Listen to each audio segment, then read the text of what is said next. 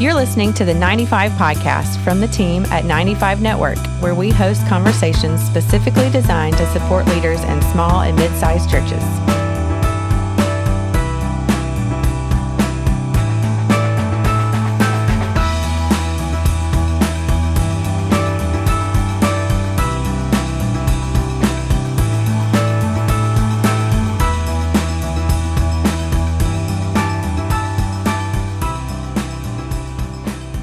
Hey everybody, welcome back to the 95 Podcast. This is Dale Sellers, Executive Director at 95 Network.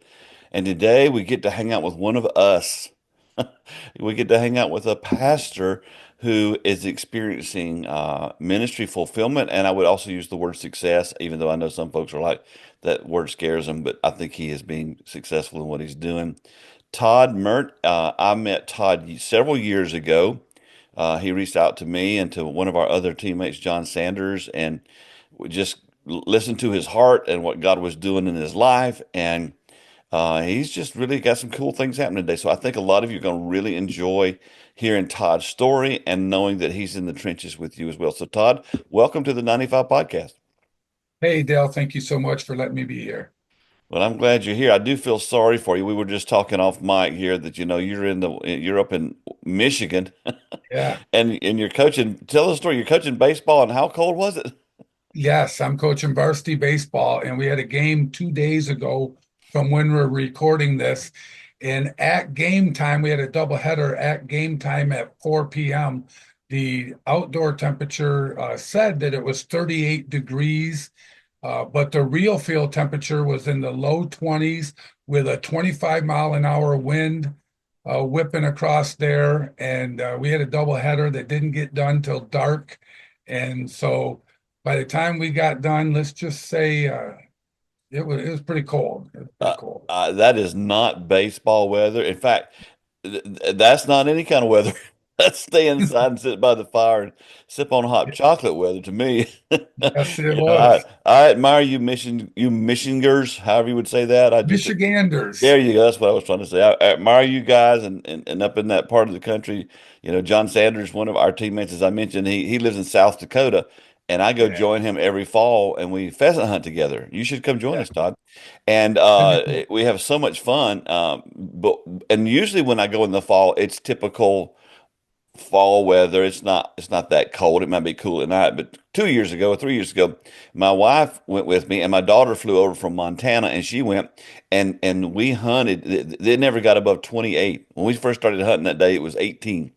And I'm like, Yeah. I need to get back to South Carolina. I don't like this kind of stuff. John's got a different level of cold where he's at. That's You know, for the sure. funny thing about John is John hates cold. So he can't stand the cold, but he lives in South Dakota. So figure that one out, you know. Maybe we should One have of him on, these have a counseling businesses that session. he starts is going to have to be someplace down south. Yeah, well, I think he goes to Florida as much as he can. Yeah. But anyway, you are pastoring. You've been in ministry for a while. So I want you just before we get into the meat of the podcast, kind of give us your backstory. You know, who is Todd and how did you get to where you are at the moment?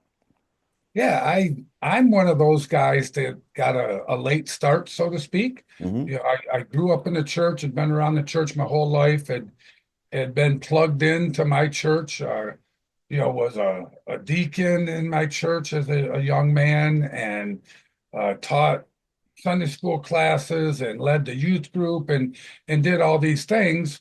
Um, but it was just part of who I was. But I always felt a nudge to get into to ministry, even from the time I was a teenager. But I never felt like the timing was right. I never felt I had a million excuses why not to do it. Hmm. And then I was around 40, and I went on my first mission trip. And I remember when I was on that mission trip, I wrote in my journal that for the first time in my life, I feel like I'm exactly where I'm supposed to be, doing exactly what it is that God created me to do. Mm. And from that point on, I just kept feeling that tug more and more. Yeah. At this point, we had 3 kids in high school. And when I became an empty nester, I went all in after a few years of going back and forth to Africa on mission trips and really kept feeling this tug. And my wife felt it too. And So I went back in my mid 40s to college at the same time Mm. my children were all in college. Were you at the same And went college? back. What's that? Were y'all at the same college? No, Okay, I was nope. gonna We say were that would have at really been different. weird. No, we were at four different locations. And so no, I went back and got my ministry degree and then went into full-time. I left teaching and coaching and went into full-time ministry as a, I guess, I guess you would say as a full-time profession. That's how I was at that point collecting my paycheck Hmm. and did that, as I said, in my mid 40s, about a decade ago. And the first call led us to North Carolina, where we spent some time at a church, an established church that was like 150 years old, in North Carolina. We were there for, I think, 4.5 years, and then felt like God was calling us back home to Michigan. And so we said, okay, we're going to go where you lead us, Lord. And little did we know, we thought that what that meant was that we were going to head back home. He was going to open this amazing door, and we Yeah. were just going to step into our next phase of ministry. But that season ended up being almost 2 years between churches, where at that point I took a job working, managing a campground, an RV resort, where we started a startup church there in the campground, kind of planted a weekend gathering Hmm. in the campground. And then eventually it led us back to Southwest Michigan, where we were from, to a small established church once again. And it wasn't very long that we were there when my wife and I really, really felt like God said to us, no, when I was calling you back home, when I said I wanted you to go home, I meant I want you to go home. Otsego, Michigan is your hometown. It's where I was born and raised, where we raised our children, Hmm. where my wife and I both coached high school sports. Um, that was our hometown. And so I fought it for a little while, and I tried to rationalize with God and say, Lord, your own son couldn't go to his hometown Yeah. and have the impact that he wanted. There's no way I'm going to be able to go back home to Otsego, where these people know me, where, there's just, it can't have. So we fought it for a while, actually, Hmm. until we really thought about what we were saying, that we were trying to tell God he was wrong in his Yeah. idea. That never Uh, works. no, not at all. And so eventually I guess we wised up a little bit and realized that if he was calling us back home, and he was calling us to something much different than anything I had ever experienced in my entire life, um, which I think made it even scarier in that sense, because there was no place to go. There was no podcast to listen to. Yeah. There was no, weekend seminar that I could attend that could prepare me for what he was calling us to do, because of how unique it was. I can't And so wait to that's hear kind about of it. full circle. What did you do up until the time you said I think around 40, whenever it was that you went into full-time ministry? What did you do up until those first years? Yep. When I first got married, I grew up on a dairy farm, and thought I would just get married. I had it all figured out. I was gonna have 6 kids, a wife, a dog, 100 cows. I had it all figured out, and then the Lord said, "No, no, Yeah. you're not going to do that." And so when I first got married, I started out doing electrical work, working in the trades, Hmm. and it wasn't long after I got my master's license that um, a pastor, my pastor, said, Todd, when are you going to stop screwing around with this and do what God has, like created you to do, and start teaching? And so I can't teach. That's not my profession. And he said, no, you teach every day. You teach, whether it's Sunday school, youth group, whether it's coaching. You're just not getting paid to be a teacher. You need to. So it wasn't long after that I started teaching at community college, teaching the electrical trades, and I wrote curriculum for. I started specializing in alternative energy and wind turbine technology, and I started writing curriculum, and I ended up writing curriculum for three different community colleges, one in Iowa, one in North Carolina, and one in Michigan. And um, I became a full-time teacher that also coached. And So so that's what I did talk before about the ministry. coaching side. You keep talking about coaching. How'd you get involved in coaching? I played college basketball. I grew up around the game of basketball, loved the game of basketball. That was my passion. Hmm. That first trip I told you about to South Africa that I took, it was doing sports ministry, Okay. where we were going into uh, rural schools and prisons. I had the privilege of doing, we would put on a clinic, a basketball clinic, and then sit down and just preach the gospel. And I had the privilege of going to Drakenstein prison, where Nelson Mandela was released from, and Wow. do prison ministry there, and all the local rural schools in that region. And just absolutely love being able to tie my passion for the game of basketball Hmm. with my passion for Jesus Christ. And so it all kind of started with sports ministry because of my wife coached high school varsity cheerleading for about a dozen years at the high school when our kids were little. And then we flip-flopped and she stopped coaching and then I started. And so somebody was always, able to be the taxi Yeah. for the kids. And then I started coaching and I coached, I think for maybe about 14 years, I coached varsity basketball right up until the point where we left and headed down to North Carolina for our first ministry calling. All right. So talk to me about that. What was that like? Coming from the background you had, and then now and I heard you say that church was 150 years old and it's your first church. How'd that go? That actually, and I'm not sure. You might know the story behind this. You might have been setting me up with this. If not, I thought If maybe you you've told did. me, I But don't remember. So that I've got a that hunch. was a mess, I thought it might honestly. be. That was a mess. It was a beautiful church with beautiful people. And we stepped in there, and it wasn't long after we stepped in, and we went from like there was a lead pastor, there was a preaching pastor, there was a youth pastor. Um, there were probably, I don't know, 300 or so people on a Sunday that would show up for two services. There were four or five elders.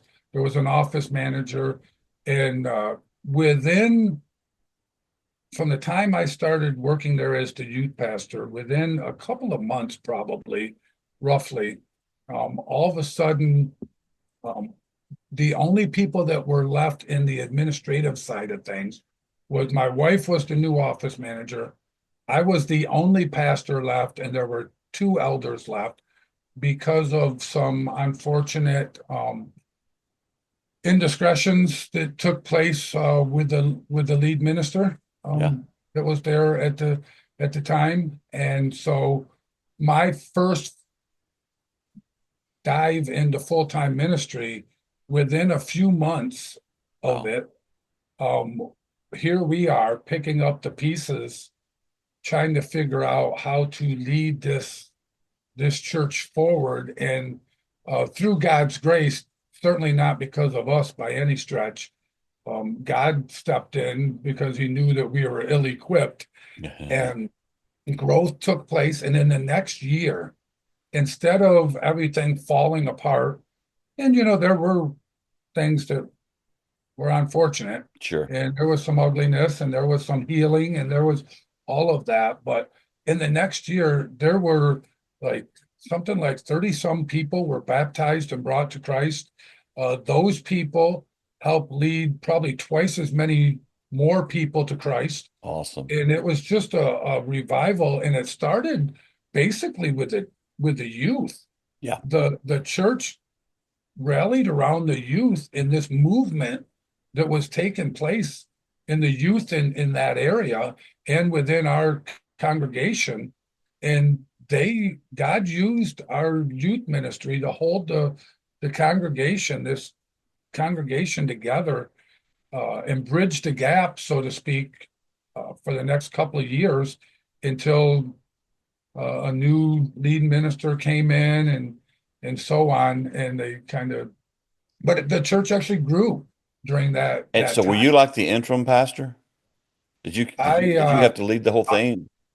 yeah, we brought people in on the weekends to help preach, and um, basically the two elders that were left and myself and my wife just kind of Wow.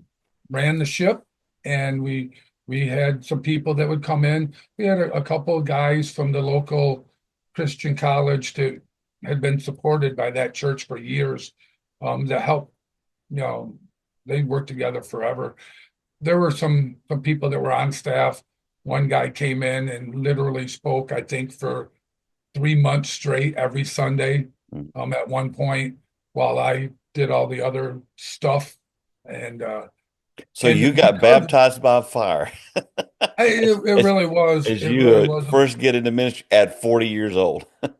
Yeah, I was in my mid 40s at that point. And then when we did end up back in Southwest Michigan after we left, Hmm. and we ended up back in Southwest Michigan.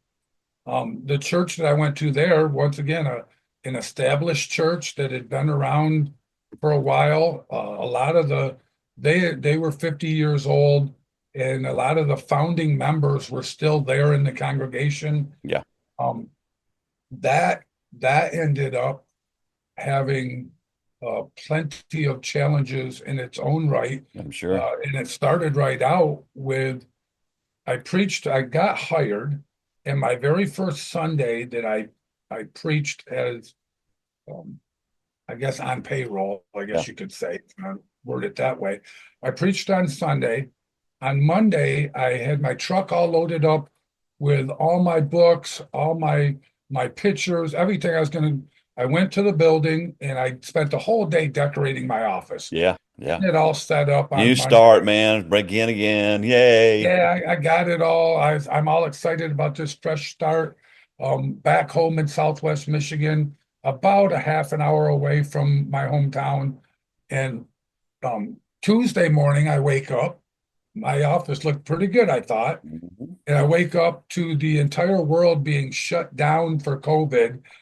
I jumped in my truck, drove back to the church. It's like a ghost town. Yeah. I drive to the building and get into the Herbie Kirby and pull all the cardboard boxes back out that I had put in the Herbie Kirby, loaded my office back up and drove it back home Wow. and set up a makeshift office, which ended up being my office for the next 6 months What a beginning. because of COVID.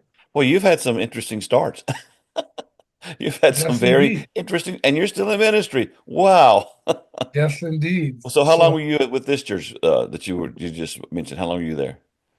I was there for 3 years, and I actually is this is going to sound a little weird.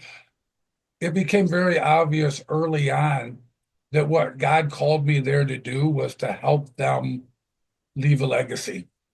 Yeah. And what that meant was my job. I didn't realize it when I signed on. It became very evident. This is a whole nother story for a whole nother podcast, probably, but my job was to help um, let them leave a legacy behind by selling the building, closing the doors, and dispersing the blessings that God had given that congregation to other people so that the kingdom could grow as opposed to um, their church growing. It was just too unhealthy to go forward. It Yeah. was, and it was to the point where, and they were very financially responsible. Um, they loved the Lord dearly and had done a great job in the 50 years that they had been in existence. And so, um, by selling the property and taking those funds, they were able to bless some of the ministries that they had supported their whole existence. Yeah. They were able to create scholarships at church camps for kids that otherwise might not get to go hear the gospel. They were able to give a bunch of money to the local college that they supported to help create scholarships for new pastors that Hmm. could then start new ministries. The church to help plant them was now being headed up by somebody that had grown up in that church as a child. Now, as an adult, he was the head of this church planting organization. They're able to give money to help plant new churches. That's great. They're able to bless me and my family with kind of a severance package that gave us the freedom to go start another new ministry. And the people that were left there at that point in time, they were able to do things that and build God's kingdom in a way that I believe they would not have been able to do if they would have just tried to build their own Yeah. congregation up. Yeah. Well, they And kind of so it just had a bigger reach. they reached that point to where obviously it wasn't going to keep going. So at least they had a kingdom mindset moving forward. And so That then wasn't you, easy though. yeah, no, you make it sound like it was, but I know that it wasn't. So Yeah. what? So then you leave there and go to where you are now in your hometown Yep. to an established church, or did you plant a church? No, we planted a church. Okay, so So here's what we're going to do. I want to take a short break, and we come back. I want you to walk us through planning that church, and then how it evolved to what you're doing now. So take a short break. We'll be right back here with Todd on the podcast. Back with Todd Meert here, talking about just his ministry journey, if you will, and one that started late in life, but boy, you caught up quick. So the church is closed where you were. You got a severance package, which gave you a little time. You come back to your hometown and plant a church. So walk us through that. yeah, and near the end of when the other church was closing, uh, the elders and the congregation were well aware of what was going on. Um, this for about a year prior to the the church closing, God had put on my heart. One of the things that He had put on our heart was I kind of felt like as I'm thinking about this call back to my hometown, uh, it's like God said, there's a whole bunch of people back home in Otsego, Michigan, like good people, Hmm. like give you the shirt off their back kind of people Hmm. that are not plugged into the local church. Yeah. And it doesn't matter why, doesn't matter what the reasoning is, and it doesn't matter what the name of the church is. It could be Otsego Baptist, Methodist, Catholic. It doesn't matter the name plate on the front. These people, for whatever reason, just weren't going to step into those buildings. Yeah. A normal church And building. yeah, and it was as though God was saying, "These are the people I need you to help take their next steps in faith." Okay. And so it started simply by, as I was at the previous church, I'm a pastor. I got a Sunday sermon I have to give, and most of us practice that sermon a few times a week after Yep. it's been written, kind of fine tune it, kind of read it over, make sure it sounds good. And so I thought, here's what I'm gonna do. I'm gonna take my Sunday sermon and I'm gonna kind of record it in a more laid back kind of thing. Maybe I'm sitting in a lawn chair, maybe I'm sitting on the couch or at my desk, and I'm not gonna read it word for word. I'm just gonna it'd be like um if one of your nephews or something comes up to you and says, "Hey, Uncle Dale, what'd your pastor talk about today?" As you're sitting there on Sunday afternoon, Hmm. having some iced tea, soaking in the South Carolina sun Yes, at sir. a barbecue, Yes, sir. and you just rattled off, "This is what I got out of Sunday sermon." So it was the kind of an And overview. yeah, and you just kind of, talked about it a little bit to your friend or loved one or relative. And so that's what I did. I started recording it that way. And I created a website and we called it Harvest 10-2 was the name of where we're at currently. And we just started posting. I was doing something called the Merit Minute. My last name's Merritt. And so we created this little thing that we put on social media.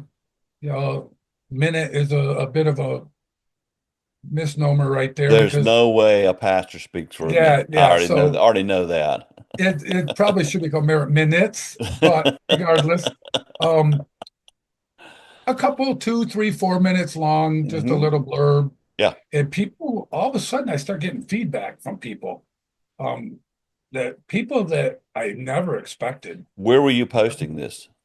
I'm posting it on social media, Like pretty much any of the Facebook? social, Okay. Facebook, Instagram, places like that. Okay. And I start getting feedback from people. Hey man, I've been watching your stuff online. Keep it up. I really like it.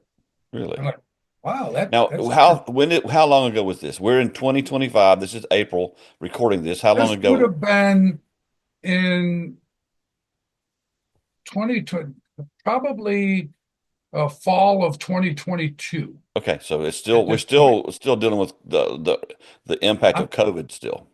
yep. So this is Yeah. something that as people start receiving this more, Hmm. I start posting reflective questions to go along with the message portion that I would post every Sunday. And I start getting a lot of feedback from people that are really taking their next steps in faith. Okay. And before you know it, we start talking to some people about, hey, let's get some groups together. We're going to call them harvest huddles, and let's try to get some people together where you do life together in like a genuine way. We weren't created to do life alone. Let's start doing life together with some other people in a very genuine way where maybe you watch this online message, you go through the reflective questions, you have dinner together, and one thing leads to another. And one of these huddles leads to two, which then leads to even more. And it didn't take long. Now, have And you already started the new church at no, this? Okay, so you no, at this is this point, in between. I'm still at the old church. Okay, okay, you're still at the old I'm church. still at the old church, and we got people that are gathering together in my hometown and nearby areas Hmm. that are watching this online stuff. They're Cool. starting to get together, and one of them comes to me and says, "Hey, I can we get together once a month for like a worship gathering? I'd like to meet some of these other people that are also kind of doing what we're doing in our home." Hmm. And so it took a bit of time, and we start looking to find a place that we can just get together once a month. We can sing a few songs, we can have communion. On that day, I give the message in person, Hmm. and then we share a meal together. And Wow, that sounds like Acts. yeah, well, that's exactly it. And so what happens is we start to do this, and it's funny. We did it at the local Chamber of Commerce building. During when the weather was nice, we'd go down to the local park, um, and we always did the exact same thing. We'd sing a few songs, we'd have a message, we'd have communion, and then we'd share a meal, and people would just hang out for hours. Hmm. They talk, they do life together, just all of these kinds of things. Um, one time, we joke about this. One time it was just a torrential downpour. We knew what are we going to do? So last minute, we send a message out on Facebook and tell everybody, here's Uncle Tom's address. Let's go to Uncle Tom's pole barn, and we're going to meet in there tonight. Well, it just so happened that the young man who was leading worship, he had his high school graduation party the night before, and he had a keg of root beer at his graduation party. Root beer. Root beer, Yeah, okay, yes, just making sure. yes, root beer, Uh-huh. and for root beer floats. Gotcha. And so we joked that we changed our plans during the downpour, went to Uncle Tom's pole barn, worshiped together with a keg of root beer and a bunch of crock pots full of food, and served God that day. Um, Now I want to know this. So you have to make this change overnight. Did most of the folks still show up? it wasn't overnight; it was 2 hours beforehand. Okay, and did most of the And folks? yeah, everybody did. There Wow. wasn't anybody that did. We had new people that showed up that had never been there And all you before. did was put it out on social. I mean, you don't Yep, have like a intricate, texting platform or oh, a newsletter or none of that stuff. Okay. no, no, You're we blowing a seen hole in a lot of people's excuses. That's why I asked that. I know it because you know what? In the fact that there were new people that showed up Yeah. at somebody's house that they'd never been to before either is a whole nother, Yeah. layer to that onion. so to speak. But eventually, what ended up happening was after a lot of searching, we found a location, once again, by God's grace, on the main four corners of downtown Otsego, Michigan, a building that has been around for hundreds of years Hmm. on the main four corners. And we're able to purchase that building and launch Harvest 10-2 from that location at the main four And so to corners. get clarity, this is still before you go pastor another church, or are that happening now? This is after. Okay, Yep, so for clarity purposes. but a lot of these people are coming to this social media thing you're doing from Yep, your hometown before you get there. that is correct. Okay, That that's is what I correct. thought. Okay. Yep. So this went on for about a year before the previous church closed. Mm, So I'm kind of doing both. I made sure my elders were aware. yeah. I told them what was going on. We even tried to come up with creative ways that maybe things could work out together And in I some way. think this is when I met you. Yep. And that you're correct. Yeah, because And you were that trying to didn't work find a way out for both well. of us to work together, and it wasn't going to happen. Yes, Yeah. exactly right. And so that's when it became clear that, we need to go all in. So we actually, from the time the previous church closed, it was probably 6 months before we found a building Okay. that we were able to move into and start launching this ministry from. Okay. And so So now you're there, you're in that town. When did you become established as are you established as a church now? yes, yep. Okay, So during when was that that? Yeah. process, we went through the whole process of becoming a nonprofit, Mm-hmm. getting all the federal paperwork Sure. done and all of that. And so that was done before I left the previous church. Okay. So all that stuff was able to get buttoned up, and kind of a nice bow on it in that regard, so that then we could just start anew with this new style of ministry. At this point, I'm posting messages online every week. Different groups of people, different huddles of people are gathering together in their own unique ways. And then once a month, we're gathering together for a corporate style worship Mm-hmm. where we gather together, we share a meal, we worship together, we just do life for a few hours on a Sunday evening. So to be clear, you just started this because you just started this. You weren't following a copy. I mean, there's a lot of people who do online stuff, and we've been trying. The reason I wanted to have you on today specifically was we've been trying for years to get pastors to do this. With we have a coach on our team, Jesse Barnett, who does a thing we call he helps with digital discipleship coaching to help pastors do exactly what you were doing. To come up with 2 or 3 minute blurbs, not preachery, not just putting stuff out there just to connect with people. And you just did this on your own, and it worked.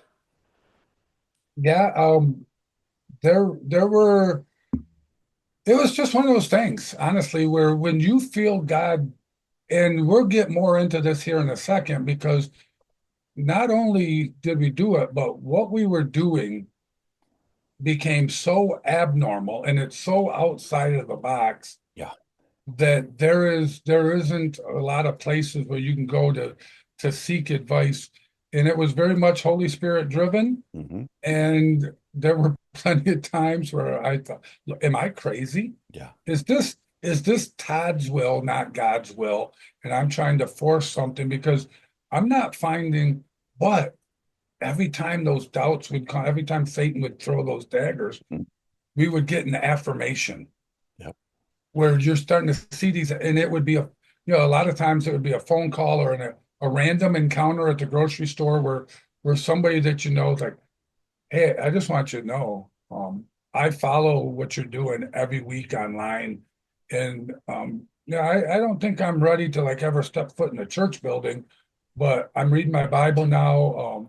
I'm Wow. praying. I'm taking my next steps in faith, like you talk about, and I would get these affirmations always at just the right time, Yeah.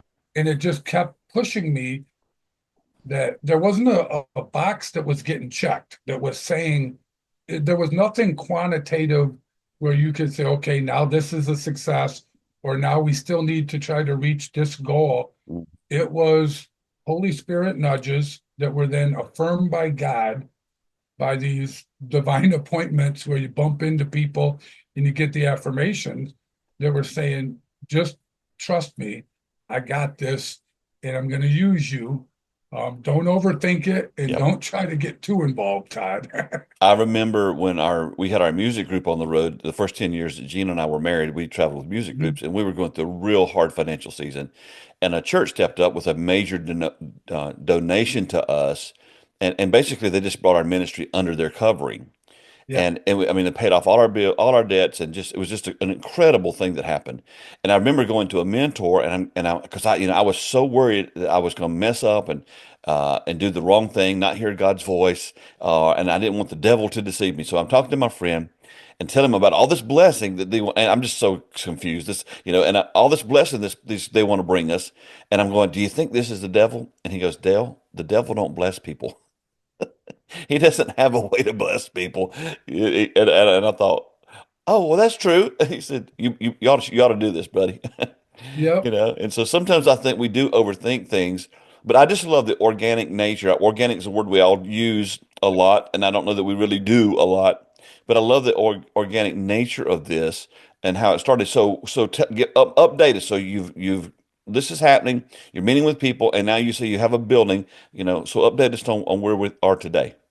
yeah. So we've got the Harvest Building, and within the Harvest Building, um, we have a couple of different things going on. One of the things that God had put on our heart all along was, I don't know, maybe it's from me meeting John Sanders or something, but was a very entrepreneurial side of things. Mm-hmm. Where, one of the things that I had noticed and I had seen is so many of our local churches spend the majority, sometimes up to 95+% of the week, empty, Mm-hmm. not being used. Yep, the building. The only one in the building is the pastor and the Mm-hmm. secretary, just that kind of thing.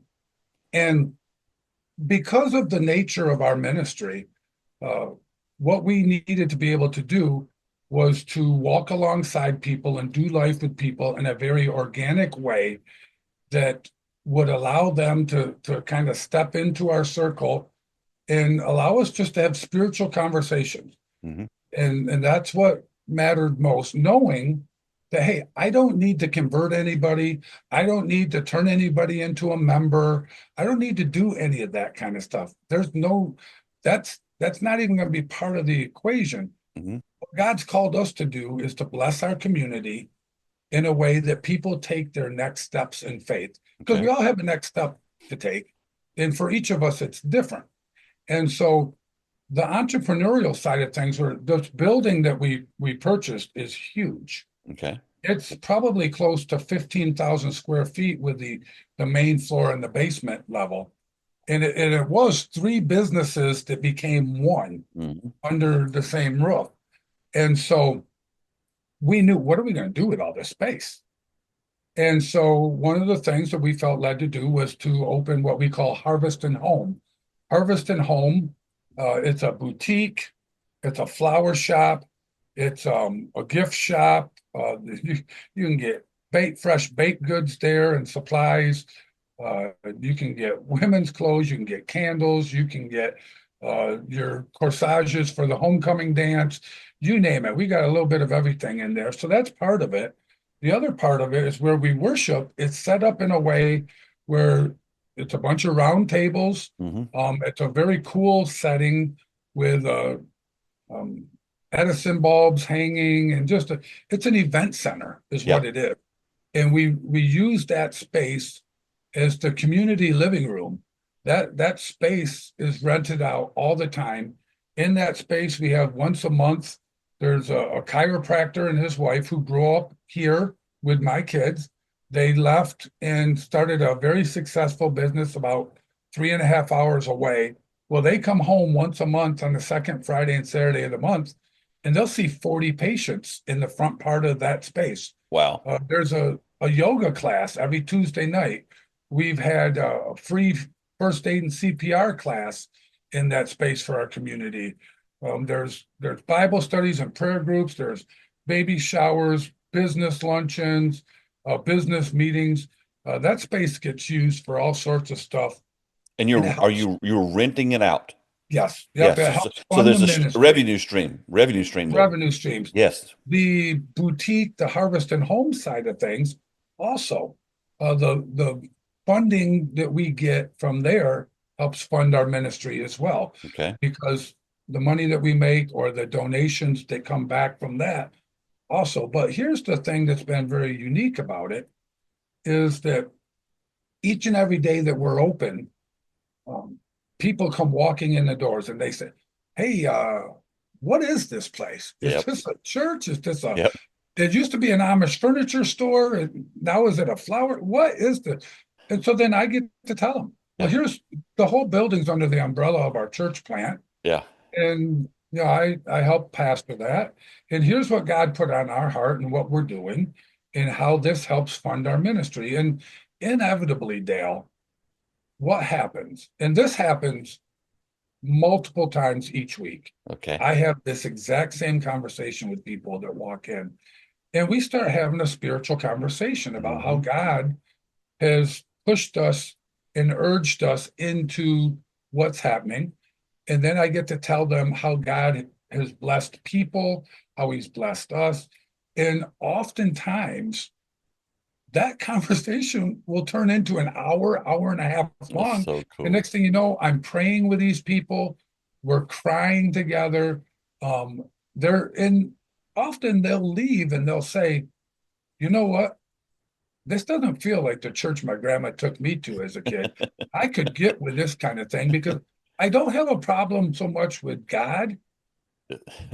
It's I have an issue with, and then they'll spout out some kind of Some of church his hurt. people. Yeah, they'll Yeah. talk about a church hurt that they had. But I want to say this as well. I make the joke and I laugh and I tell people, here's the thing that's just such a blessing. I get to spend at least 25 hours a week as a pastor with people walking through my office door, so to speak, Yeah. that aren't part of my congregation, that maybe aren't part of any congregation. People walk in my office door and I get to have spiritual conversations and I get to do life with That's so cool. 25 hours a week, people in a very organic, natural way. Tell me how many other pastors you're dealing with That's pastors every exactly day. what I was thinking about. How many pastors never have a chance to interact with anyone outside their congregation because they're so busy, just, quote, satisfying the sheep. And that's Yeah, part of the job. I get that. In fact, I want to ask you two things about that. So, do y'all have service every Sunday now? no, Still we once a made month? sure. Nope, here's what we did. Okay. We started with once a month, and we did that the first 5 months we were in the building. We kept the once a month, Mm-hmm. and there's still the online stuff going on.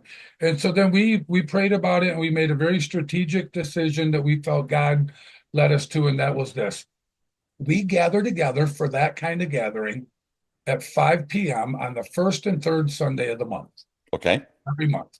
On the second and fourth Sunday of the month, what we have done is we have almost forced the hand of our people Mm-hmm. that are part of our harvest family, and we've said, here's what we want you to do on the second and fourth Sunday of the month.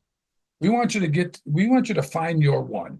Now, when I say find your one, it might be one other person like me and Dale. It might be one other couple.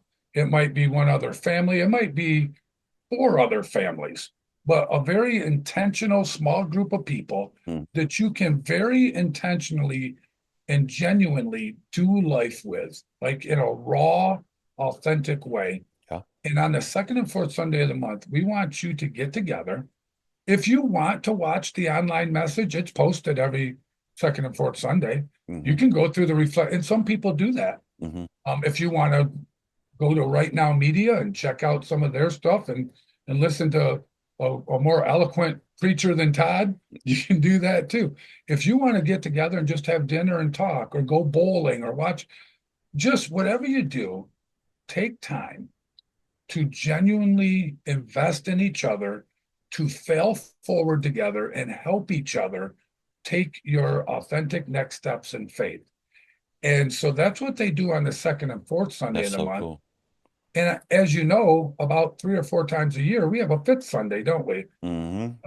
And whenever there's a fifth Sunday of the month that pops up, on the fifth Sundays, we deliberately do community outreach. That's Service Sunday. So, yeah. And we find service projects in our community that we can do to go bless people or businesses or whatever that we think will just be a blessing That's to our awesome. community. How many of those groups do you have? You keep up a number of how many of those groups that meet on Well, those? it's kind of unique. I I had know this it's organic. conversation with Hmm. one of our people yesterday who was having a bit of a struggle, because the funny part is some people are part of more than one group. Yeah. Yeah. So, there could be 15.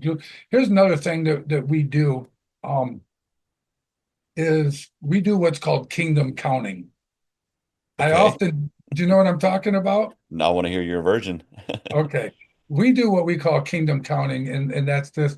I often have people, from the traditional church model Hmm. who will walk into Harvest and Home, and we'll start having these spiritual conversations, and inevitably they've been trained Yeah. How many to, people you got coming? yep. How many people you running on a Sunday? How Yep. many people you got coming? How big is your congregation? Hmm. Whatever. And I'll tell them, I said, I don't know. They're like, what do you mean you don't know? I said, we don't count. We've never counted. Like, what do you mean you don't count? I said, we do something called kingdom counting because I think that's more important.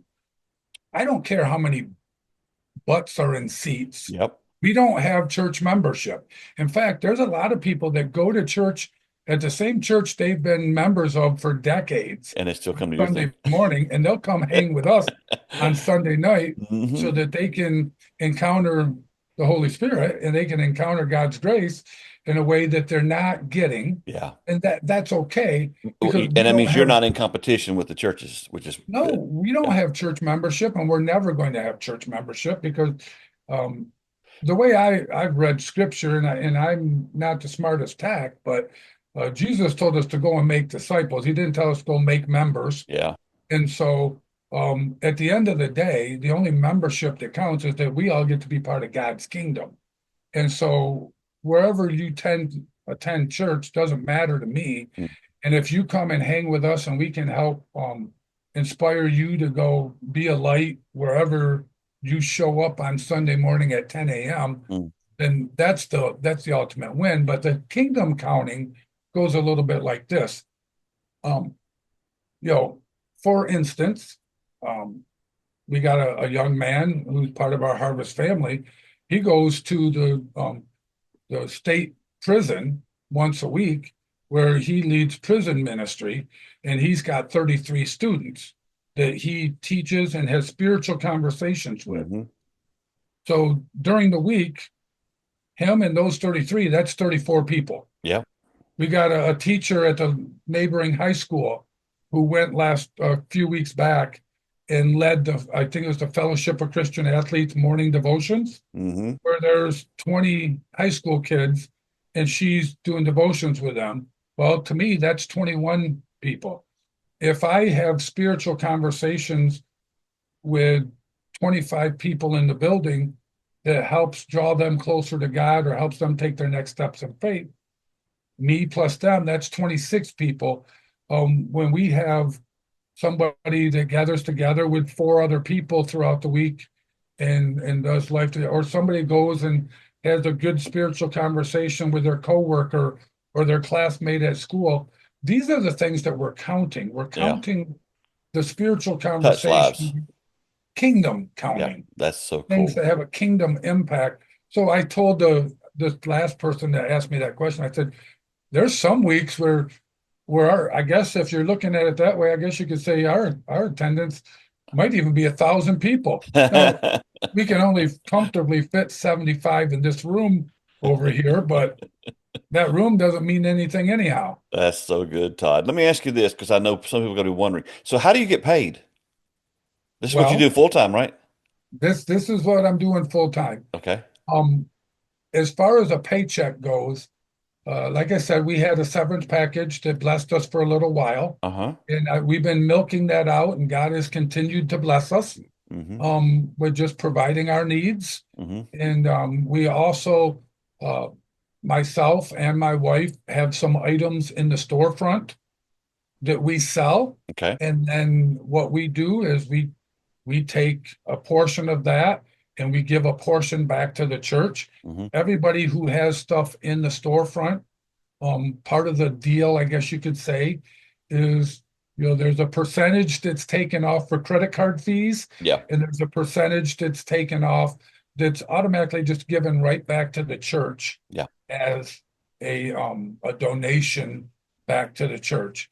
And so that helps pay the bills, keep the electricity on, pay the mortgage, all that kind of stuff.